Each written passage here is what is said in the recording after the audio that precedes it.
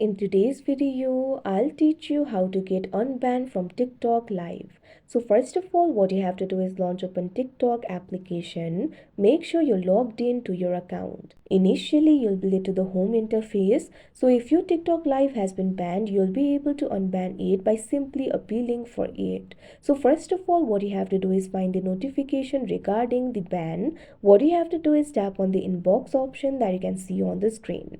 Now after you do that, you'll be able to see the ban notification over here. Right now I haven't got the notification, but you'll be able to see it if your TikTok Live has been banned.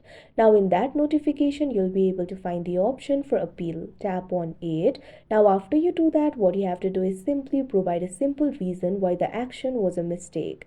For example, it might be the automated error or minor violation. Simply provide the details regarding it. Now after you do that, what you have to do is simply follow through the prompts in order to submit your appeal.